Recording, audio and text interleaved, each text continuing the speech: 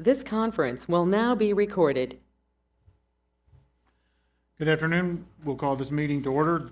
The time is 2:04 p.m. on January 5th, 2026. Please stand with the Pledge of Allegiance.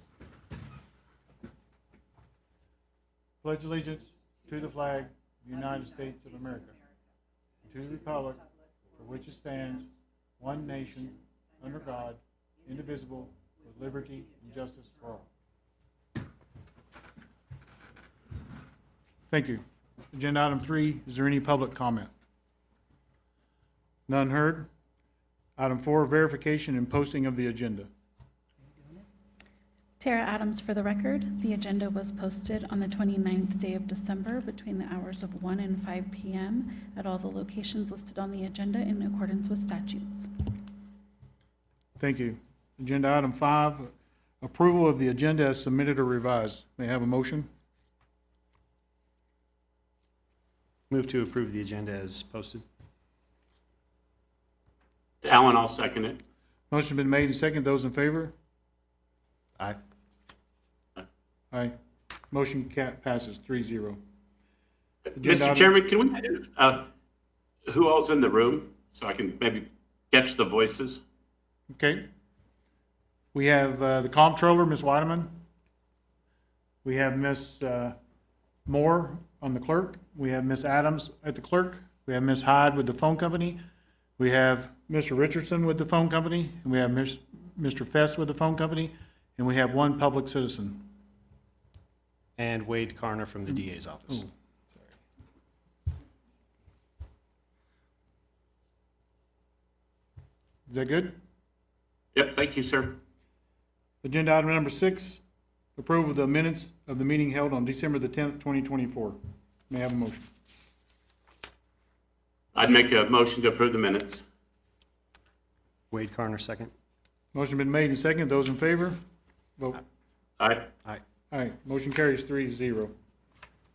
Agenda item number 7, consideration and possible action, presentation of the annual comprehensive financial report for the general Churchill County and CC Communications for the fiscal year ending in June 30th, 2025.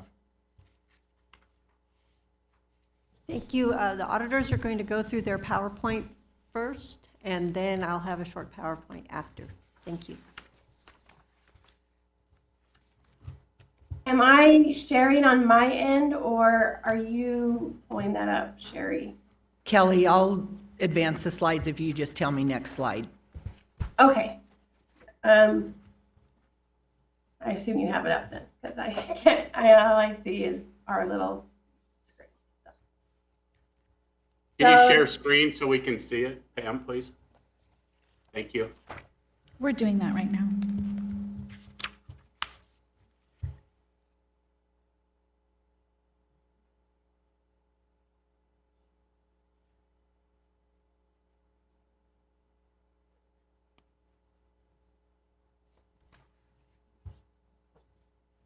Okay, great.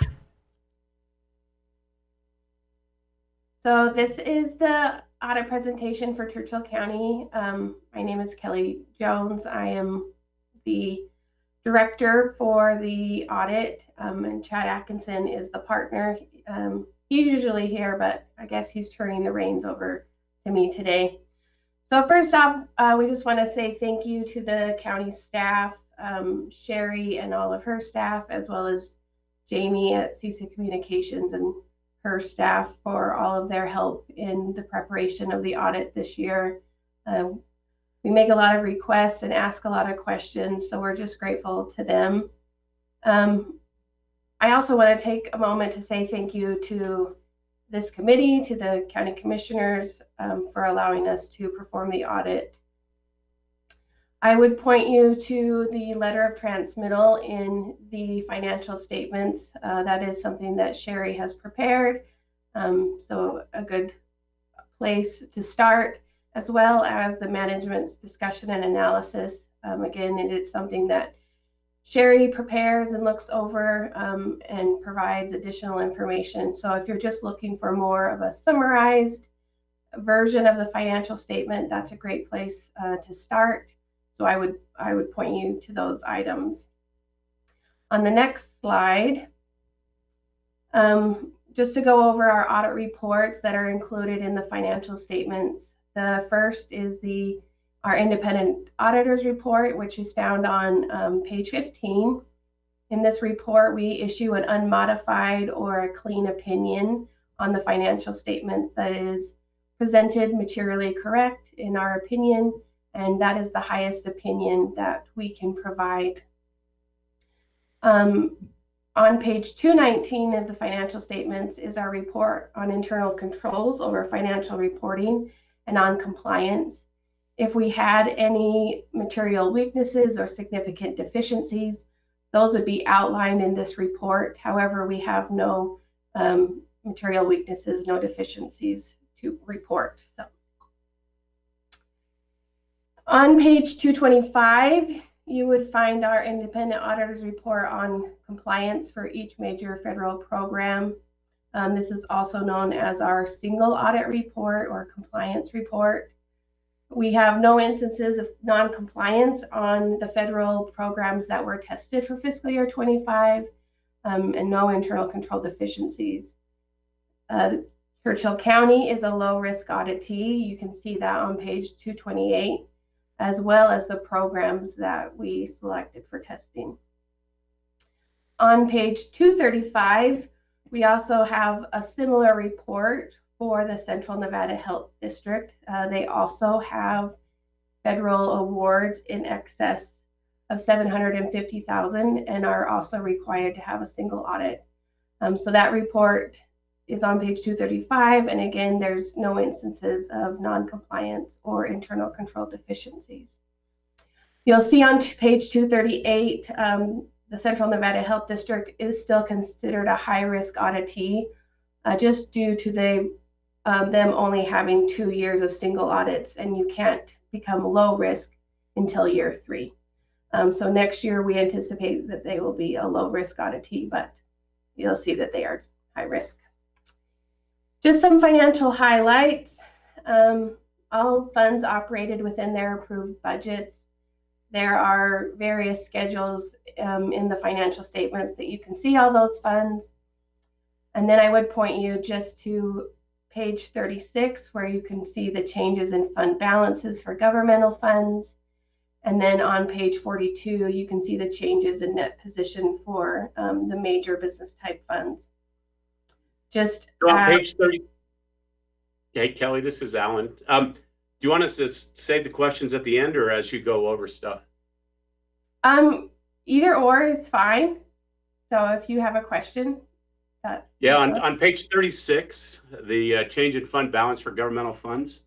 I noticed that the general fund dropped 25%, and it is at a 10-year low. If you go back to page 196, that 10-year summary, the ending fund balance is $6,291,000, a drop from $8.5 million. Just wondering if you had concerns about that, or relative to that. You wanted to address that, perhaps? Well, I can tell you that the main reason for the decrease has been a decrease in the ARPA or the COVID funds. The county has had significant COVID-related funding for the past several years, which has now been utilized, which is where a lot of that decrease happened in fiscal year 25. Yeah, it looks like that's exactly what happened. The revenue went away, but the expenses actually went up. The expenses were up $265,542. That was just explained in the MD&A as expenditures going up, but the revenue decreased $3.5 million because of ARPA. And I guess the question then becomes, from a going concern standpoint, in the future, is there a concern? Douglas County School District Audit Committee looked at theirs and never said anything, and now they had a negative ending fund balance 3 consecutive years, and I'm just concerned potentially that without a reversal in the general fund that we could have that issue. But that concern went away when I looked at what happened for the social services fund because their ending fund balance was 22,000, and it worked its way up to 100,000. And Parks and Rec, their ending fund balance was less than 0.5%, and they worked their way back up to 4%. So, ending fund balances, as you say, the changes in fund balance in the governmental side, those have fluctuated wildly. And I think from an audit committee standpoint, I think it's something that we ought to be aware of. Yes, I do note on a future slide. You know what? Why don't I save my questions to the end, because you probably are going to. I apologize. Well, no, I'll shut you're up. fine. You're fine. So I guess just to finish this slide, just as a reminder, when we talk about fund balance and net position, that assets plus deferred outflows minus liabilities plus deferred inflows equal the fund balance or net position that we're referring to. And then just to point out a couple of funds, and then we're going to get into some 5-year trends on some of the major funds. So as you are aware, the county took over the management and accounting of the Central Nevada Health District. You can see those numbers on page 32 and 33 of the financial statements. This is being presented as a discretely presented component unit. And you'll see on page 33 that the health district had an overall increase in net position of $753,000. And then also just to point out, the opioid settlement fund is a major fund. It was created in fiscal year 24. I didn't add a 5-year trend for this fund, but it is major. It had an increase of $147,000 during fiscal year 25. It has an ending fund balance of $523,000, and all of that fund balance is restricted fund balance. So our trends, here's our trends for the past 5 years. You can see that the general fund has 3 categories or 3 classifications of fund balance at the end of fiscal year 25. We have non-spendable, which is the bottom blue line of 19,000, which is just prepaids. And we have assigned, which is the purple line at the top, which is related to fund balance for budget for fiscal year 26 budget appropriations. And then we have the red line, which is our unassigned fund balance, and which saw a significant decrease down to 1.4 million. We do an analytic here of how many months of operating reserves are in unassigned, and that the GFOA would recommend 2 months of expenses to be in unassigned. Currently, the county has about 0.6 months, so just over a half of a month in operating reserve. We did note that. However, we did also recognize that because the assigned fund balance is related to fiscal year 26 budget appropriations, that could easily be reallocated to unassigned. So we did note that, and I think that maybe can go to Alan's question or concern, that there are a lot of unassigned fund balance currently, but you can see that there is a fluctuation. I haven't looked in depth into the fiscal year 26 budget to see if there's anything that the county's doing to rectify that, but I did want, I guess, to mention that. Where was that noted, Kelly, in the audit report? Which part? You said that the less than 1 month or what, I think, I forget. It's not in our audit report. We just note it as part of this presentation. We calculate it with this graph. Gotcha.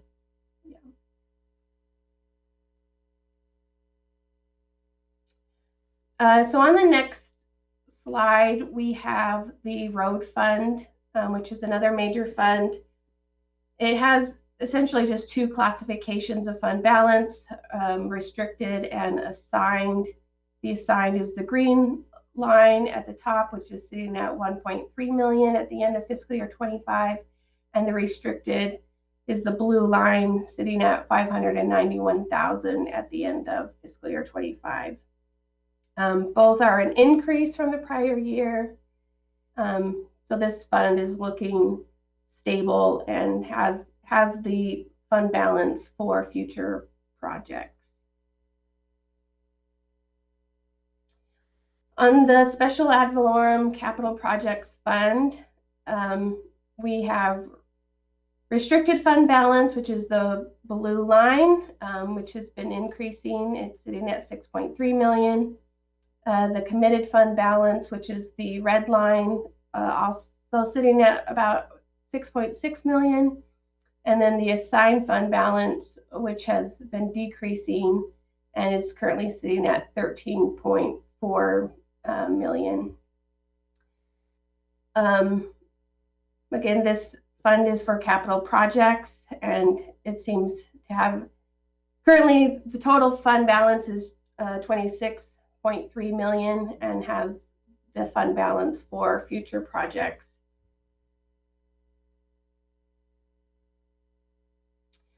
The CC Communications Telephone Fund currently has two classifications of net position, the net investment in capital assets, which is the blue line, and unrestricted, which is the red line.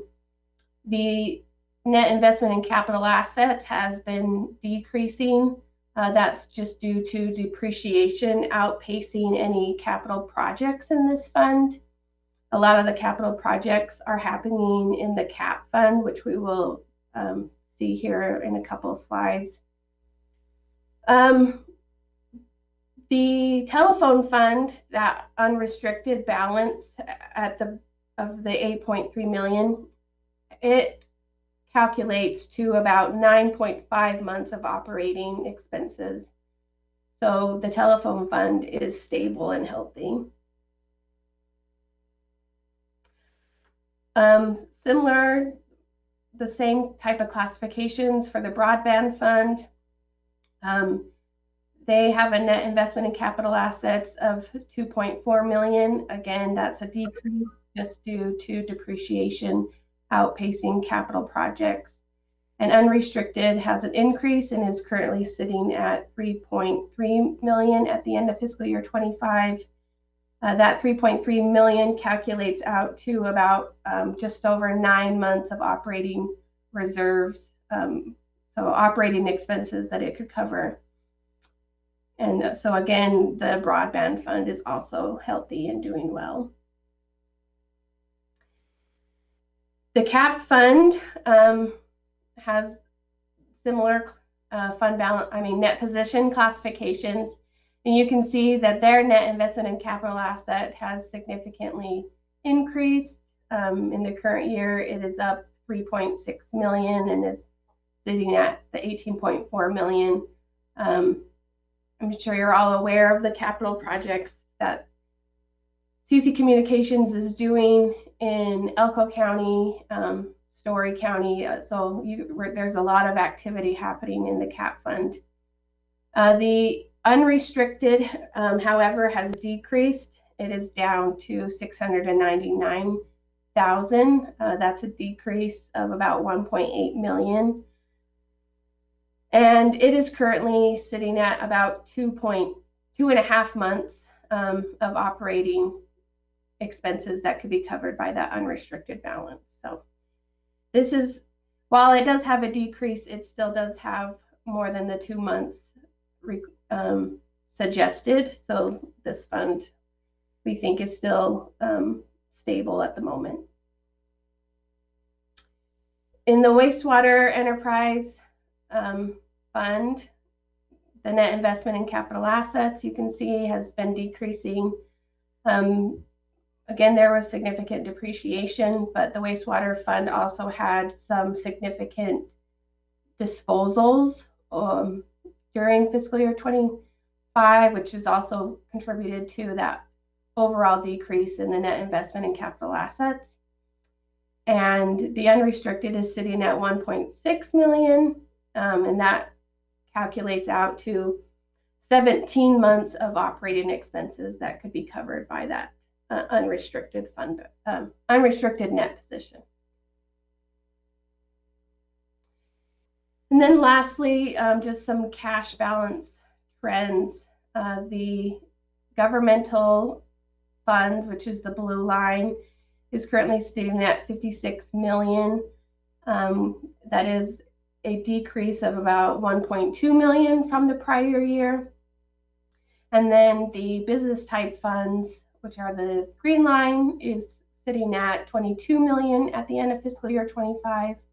And that's about a 5.2 million increase in those business type funds, most of which is related to CC Communications. Okay, so then my next slide is just, I guess, where we're at, the questions. So if there are any questions now, we could go over any of those.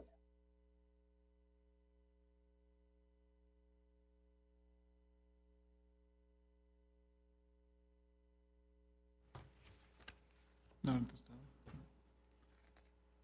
I don't see any questions in the room at this moment. Alan, do you have a couple questions you'd like to start with? You know, I do, but I think if I understood it right, Sherry's going to do a presentation. Maybe I should just wait till her presentation because she may answer some of them. I don't know. Perfect. Ms. Weideman?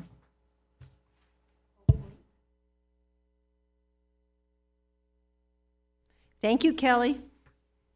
You're welcome, Sherry.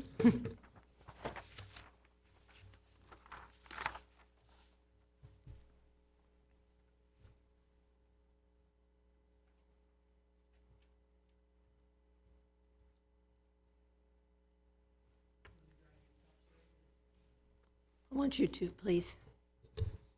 Okay, we're just on the cover sheet. Now we'll go to the page 2, which is a 2-year comparison of the net position, which is assets minus liabilities. It's on page 22 of the financial statements. And looking at the governmental side of operations, the total assets went down about $942,000. This is mainly due to our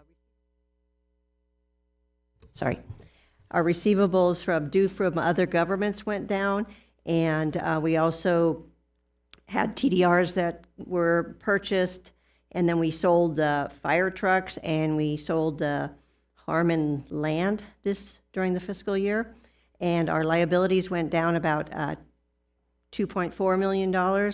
And that was mostly due to us paying down debt, and our accounts payable were a lot lower at the end of the fiscal year. So the governmental net position went down $2.3 million, but it should be noted that there was a prior period adjustment for compensated absences. There was new regulations on how we have to report compensated absences, and so there was a prior period of adjustment of the $1.6 million. So the net position went down $690,000. And on the business side, I don't have a whole lot of data on the CCCOM side, but for assets, we are building the water plant, so that increased the assets. I know that CCCOM has been doing capital projects in outside counties. That has been increasing the asset side, and the liabilities went down, and that's due to debt paying down. And also, like Kelly had said, we got rid of the old golf course wastewater plant, which was a reduction in assets about $2.7 million. And do you have any questions on that slide on page 22 of the audit or anything before we move on, or we can do it at the end? Just checking. Does the phone company need to speak on this slide or anything? Or? If they want to, they're welcome to. Or they can talk about it later. Hearing nothing, I'll move on to the next page, which is the revenue and expense comparison to the prior year, which is page 23 of the audit. And looking through this, you can see that governmental revenue went down about $5.8 million or 11.4%. And like Kelly had mentioned, that's mostly due to the COVID funds being expended and used up. And then government expenditures went down about $2.2 million or 4.6%. A lot of that had to do with fire trucks. In 2024, we bought $1.4 million worth of fire trucks, and we didn't do that in '25. And then if you look at, so that would explain the big decrease in public safety and public works. It went down, that was, a lot of that had to do with moving the fleet maintenance to the general fund and reduction in some of their expenditures for roads. And then the business side, they had an increase in revenue of $4.5 million, and the business type expenses went down $2.2 million. And that had to do with, they were, for CCCOM, they were, had more efficient operations, and for the revenues, we've been getting grant revenues for the utility fund for the building of the new water plant at the golf course. That's all I have on this slide, unless anyone has a questions. We can move on to graphs. I have a question, Sherry. Yep. You had mentioned fleet maintenance moved from the road fund to the general fund. And I noticed that in the financial statements for the road department, there's like $179,000 of revenue in '24, zero in '25. And then I noticed in the general fund, there was $280-some thousand in expenditures. I didn't see where the revenue was. Where would the revenue be? I assume it's buried in one of those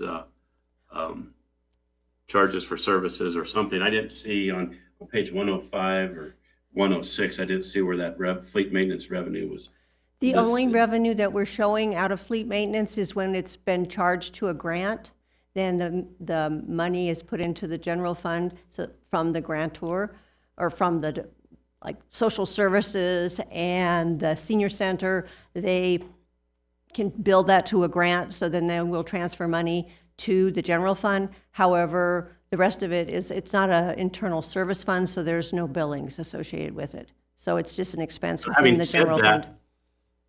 Pardon? Yeah, you got to the point I was going to get ready to make is, it appears that it's all in the total under general government in the general fund, but you just gave two examples, social services and senior center, that are special revenue funds that are being subsidized by the general fund.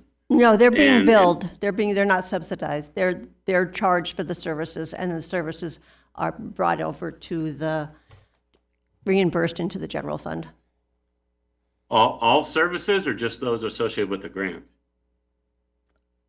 Well, all their vehicles are, according to what I've heard from them, they can bill it to the grant. So they get a bill from fleet maintenance and they pay it, and the expenses within their grants or their fund. If it was not billable to a grant, it is all charged to their fund. So the question that came to my mind reviewing this, which you already said, is internal service fund. It would almost appear to me that it would be more technically correct to create an internal service fund rather than bury it in the general fund if other functions, whether it be park and rec, social services, the senior center, the road department, all those other entities that have fleet maintenance that's performed by the fleet maintenance folks, so that it would be classified properly under public safety, under social services, under recreation, not just the general government within the general fund.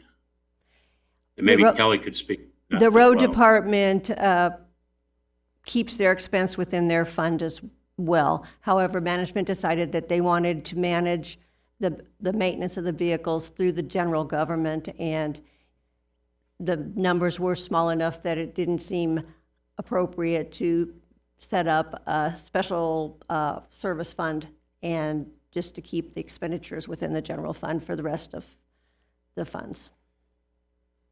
It was a management decision, and it's not improper accounting. What say you, Kelly? Well, I will say, kind of going off what Sherry mentioned, the revenue that the general fund had was only $8,000, so it really wasn't significant to kind of go off of what Sherry was saying. I think either treatment is acceptable. So yeah, we didn't look into it further, I guess. Thank you. Any other questions on this, or shall I move on? Just to clarify, to make sure we understand that, is all road department vehicles are serviced through the road department in their budget. They don't touch the fleet management budget. That's correct. And then any department that gets tax revenue a different way, the fleet services is billing that department for all those services to where there's no cross of the funds, correct? That's correct. All right, thank you. And like Kelly said, it's minimal. I mean, it was a small amount for the fiscal year that was billed to the social services and the life center. Alan, did that help clarify what you're asking? Yeah. Yeah, I think the one risk that's out there is you spent $286,000 under general government, where I'm going to surmise that probably 100,000 of that is sheriff's office vehicles that probably should have been under public safety. But from a materiality standpoint, I agree. And from management decision, I agree. So I just think it's something, as that balloons, it went from 170,000 to 286. Next year, it might be 400,000, that it may warrant looking at to see, does it continue to make sense the way you're doing it, or should it be internal service? And I'd leave that up to management for a subsequent year's discussion. Thank you. And yeah, we did do a new billing system for the gas, and that whole system was a capital outlay within the current fiscal year, so that did increase that cost in the current year.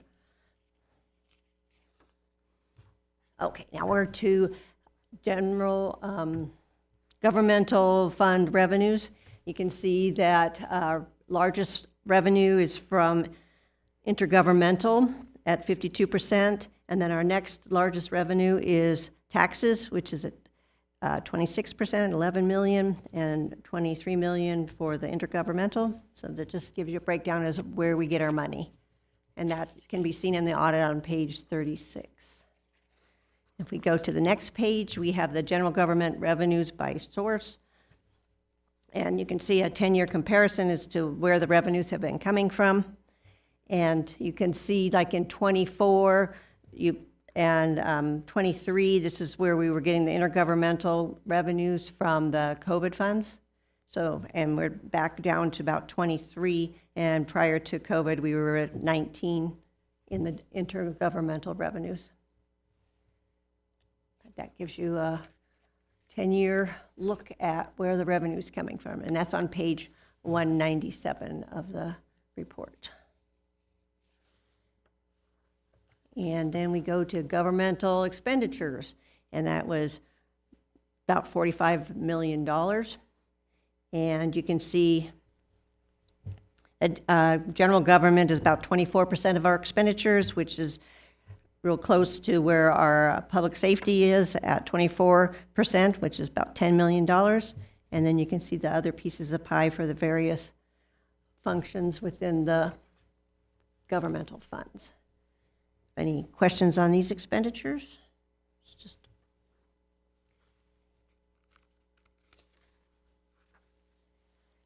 and then the next page is the same thing, just with numbers on it, the expenditures of the last 10 years, and the debt is also listed out there. That gives you the numbers. And then the next page is 10 years expenditures of the governmental funds, and compared to the revenue line. And you can see the high peak of the COVID years. And then just to touch on the general fund balance, that what we're trying to do with the general fund is keep the the fund balance at a minimum, but we would like to have more in there. But we've had other expenditures because a lot of times that is looked at during negotiation and bargaining agreements, so we try not to keep a real large fund balance there. And that's the end of my presentation, and I want to thank the auditors were great, and staff was great, and we did have to extend the audit due to the federal shutdown, but we are pretty much on time, and we'll be sending this upon your approval to the board tomorrow, and then off to taxation. And I'm here for any more questions, or if you like.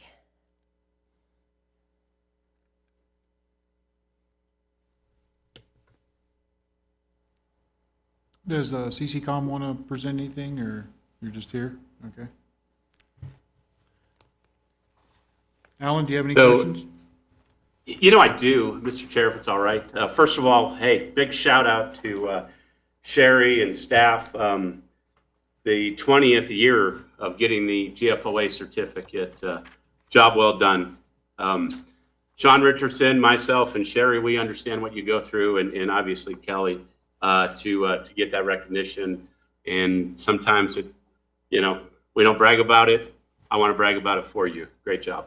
Great job. So I wanted to get that shout out done. I already talked about the net position and the issue of potential going concern and the eroding of ending fund balance, and definitely understand and respect the you talk about the labor and why there's a delicate balance act. What concerns me as somebody looking at the numbers is revenue was down while expenditures were up, even though last year you had a couple of big one-time expenditures in the general fund. Just a concern, and I know management's on top of it, Sherry's on top of it. So, but I think there is a concern. It's not to the level that it was last year with social services and parks and recreation.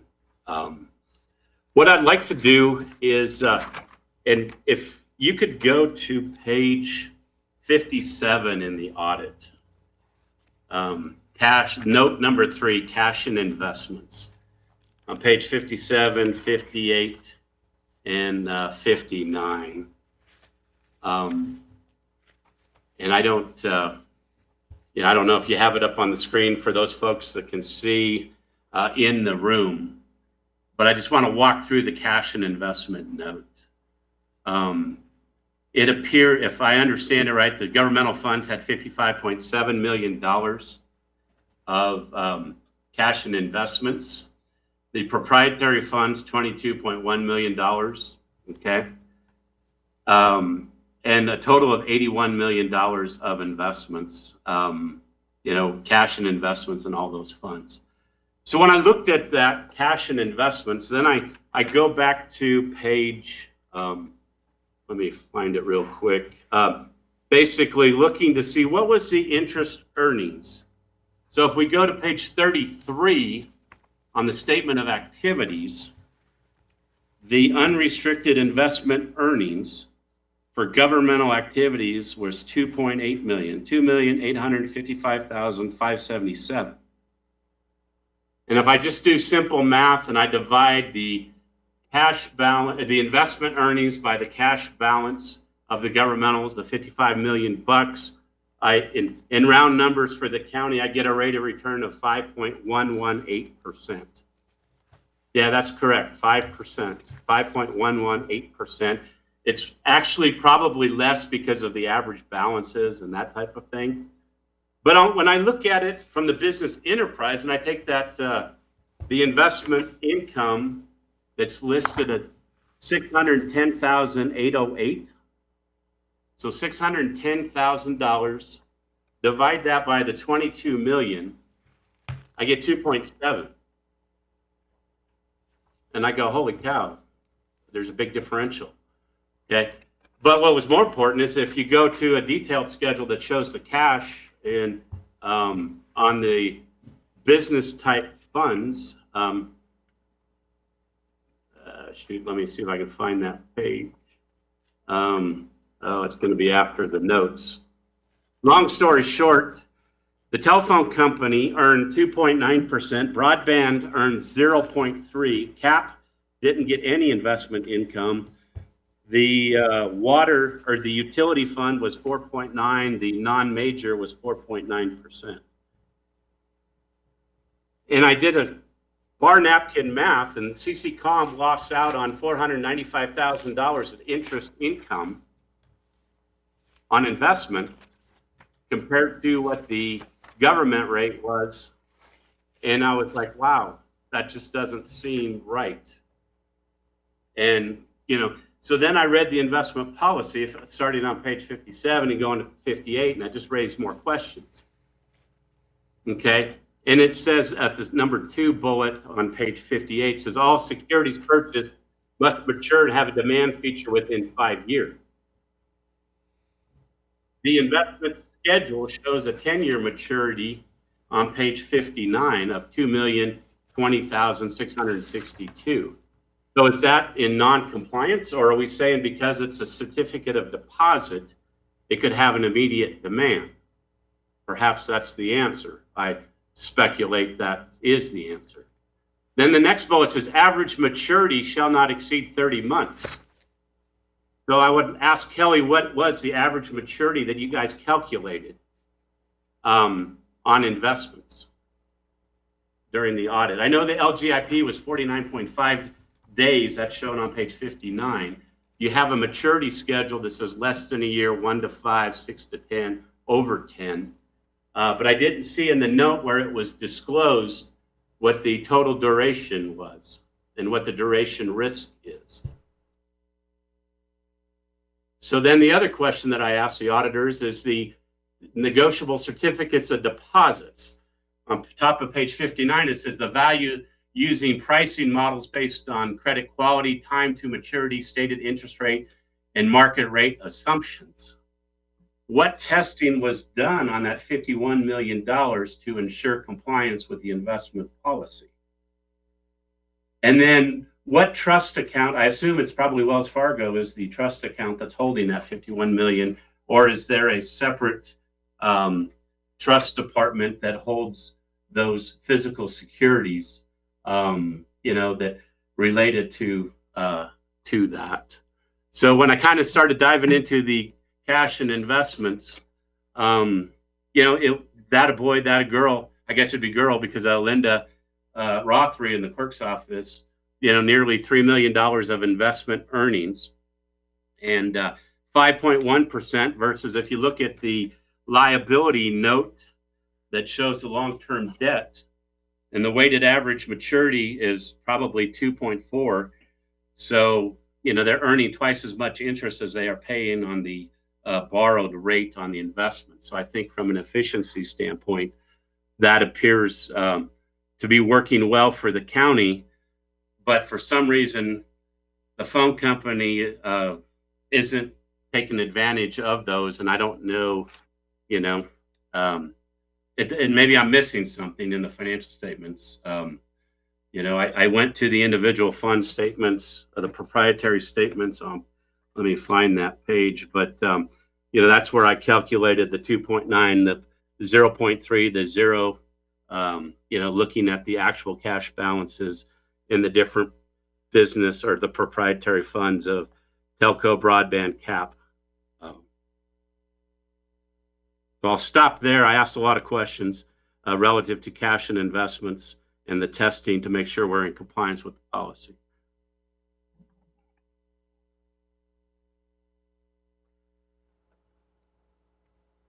Do you have a reply to that?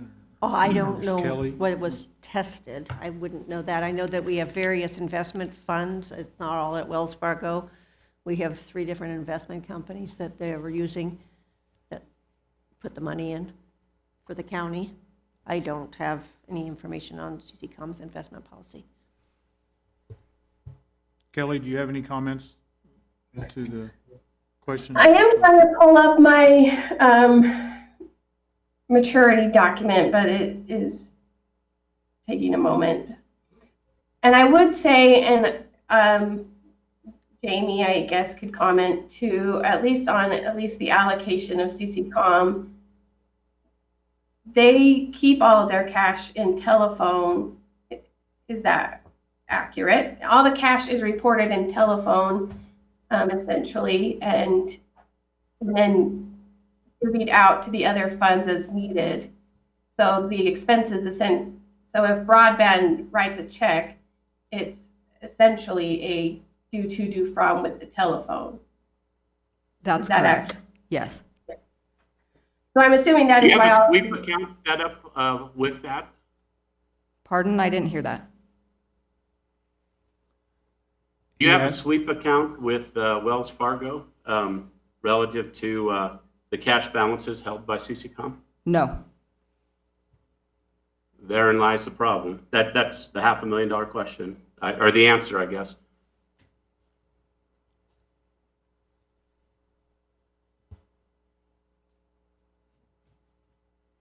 Kelly, do you have anything further? yeah, sorry, my document is not operating the Okay, way. that's fine. We'll I give you a opened couple an more Excel minutes. file, but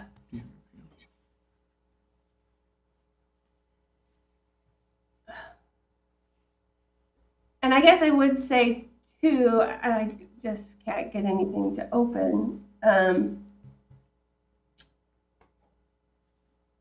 At least for the CCCOM side of things, I don't know how much, because they are having so much activity with these capital projects, I'm not sure how much, if I can open my document, how much is being allocated between just a regular Wells Fargo checking account versus an account that's generating significant amount of interest. So the way a sweep account works, Kelly, I'm sure you're familiar, Yeah. is at 5 o'clock tonight, that $22 million goes into a money market account. It pays 4.6%. Well, not now. It's I can pull up a document to give you a current number. Yeah. It pays that interest, and then at 6 o'clock in the morning, when Sean gets to work, that $22 million is still sitting. It's back in the account. Okay. Yeah. So, and there's a monthly $250 fee to have that account set up, but I think the interest earned. And LGIP, the local government investment pool, their yield's a little bit higher, but their maturity is 40, whatever it was on that note, 46 or 49 and a half days. So it makes sense that maybe they wouldn't use that, but an overnight, to not have that set up just doesn't seem to make too much sense for that. It's just something that they could improve upon. And yeah, obviously, what's gone is gone. What the future is an opportunity to perhaps get revenue enhancement while the money's there. And then the importance of the investment policy, I think, is important because it would be interesting because as rates fall, perhaps locking into a closer to 30-month maturity may make sense in falling rates if cash flow is appropriate. In looking at it historically, what cash flows have been, there was a slide that showed that Kelly had. In the governmental side, there's not a lot of variability there. So you could just looking at ways to increase revenue for the business units without increasing any risk. So that there's more money for telephone operations, there's more money for governmental operations. That's, I guess, the point of raising those questions. Thank you, Alan. The other question on page 93, contingent commitments, note 17. We're paving the Elks parking lot. Or was that the golf course parking lot? What? That would We're be the paving Elks a parking lot is how it's listed. Does the county own the Elks parking lot? I know you own the golf course parking lot that needs to be paved. We do not. Oh, okay. All right. Then water research. Oh, that's on page 161. Debt service. I went to the Department of Taxation's website and I tried to find a sales tax to support debt service in Churchill County. There's a sales tax for the infrastructure account. We do not have a voter-approved override sales tax for debt service, but we show optional county sales tax on page 161 as revenue. That just does not seem, I think the terminology is wrong, perhaps. Is that the, is That's that not the a, quarter a- cent that's not a infrastructure? tax rate that was like voter approved. That's just part of the sales tax that goes to that fund.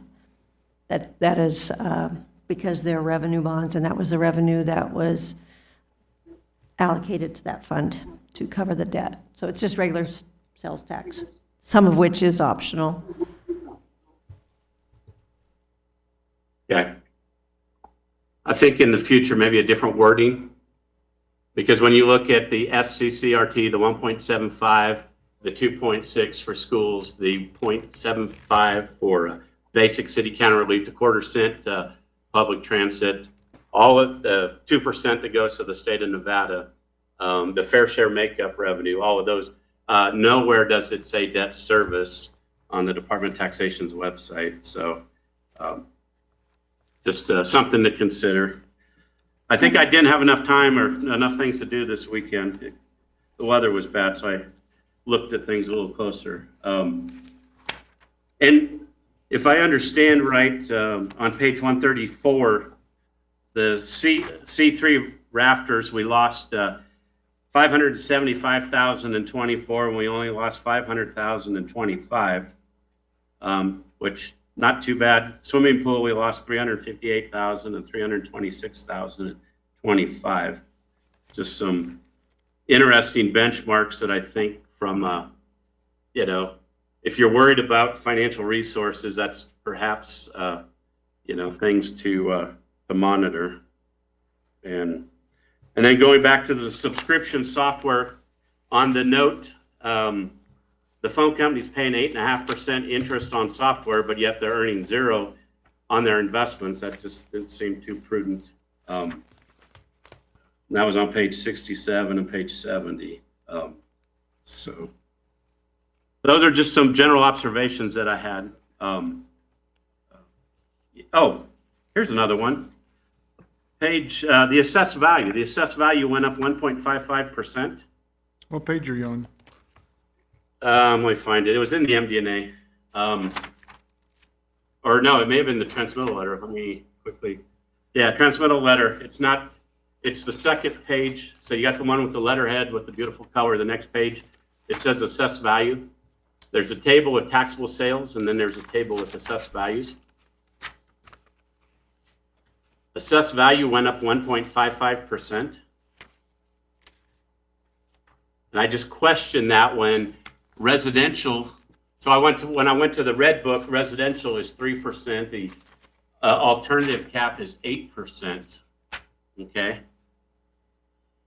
But assessed value only went up 1.55, and then in the MD&A, when you look at the total revenue collected on property tax, it went up 1.58%. I tied out that 1.157 million, or I guess that'd be billion, to the red book. So that number's right.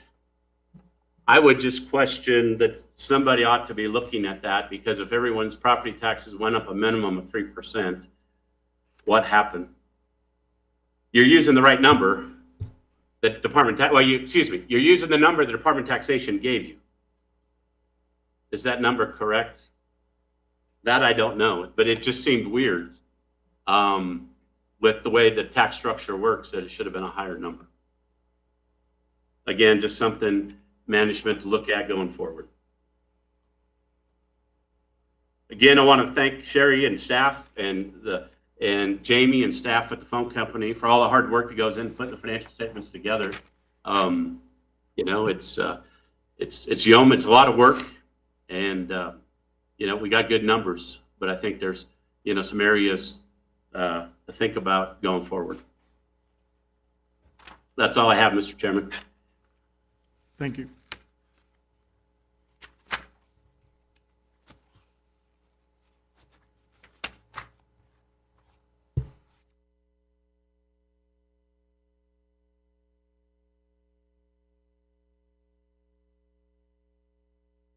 Kelly, were you able to locate any of the information that you were looking for? I do see on those investments that the items that are getting the over the 10 years maturity are coming from the Buckhead and Morton investments. I believe that's how that's pronounced.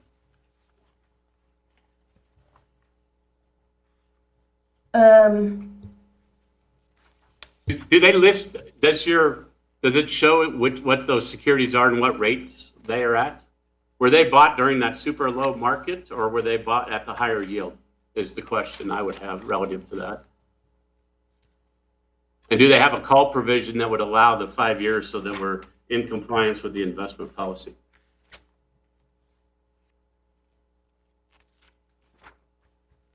At least on the statements, I don't know that I see any call provision. I'm not sure if, obviously Linda's probably not here, but because we're just basing it off of what the statement's showing as the maturity date.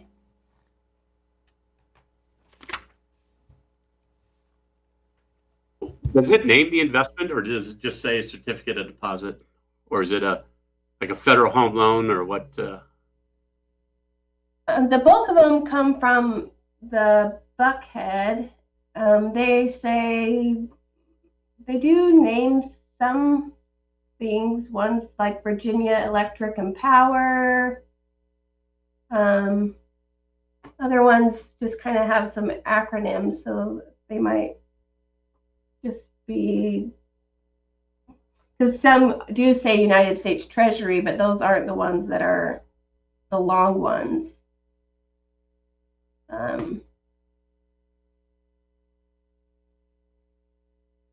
But see, that one is, yeah, some say like JPMCC, like there just seem like there's acronyms in the statement. Not sure what all of those entail. Then in your work papers, did you compute the maturity or the duration, what the average maturity was, for the entire bucket of investments to ensure compliance with that 30-month requirement? I don't know that we went in that detail in our test work. Obviously, we have a schedule that then help calculate that footnote, but I don't know that we calculated an average.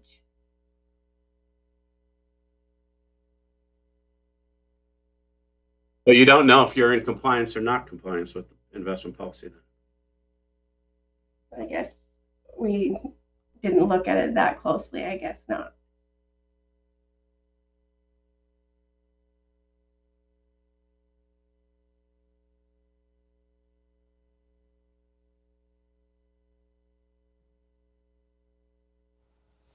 Do you have anything else, Kelly? Or Alan?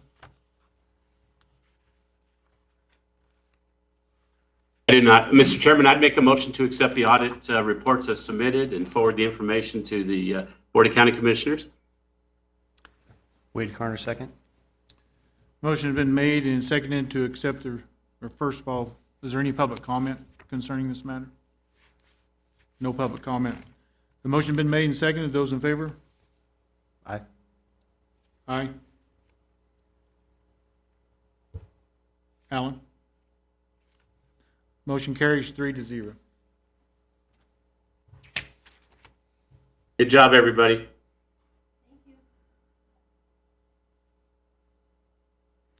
Agenda item number 8, discussion by the committee regarding matters affecting the committee. I have none. You have none. Agenda item number 9. I have none. Based on the discussion, it appears that the auditors didn't have any significant issues with the audit, and staff didn't have significant issues with the auditors. So having said that, I have no issues as well. Agenda item 9, consider and schedule a future meeting date and future agenda items. So do we need to set a meeting for next year? No? Okay. Agenda item 10, public comment. There's no public comment. Agenda item 11, adjourn. The meeting is adjourned at 3:05 PM.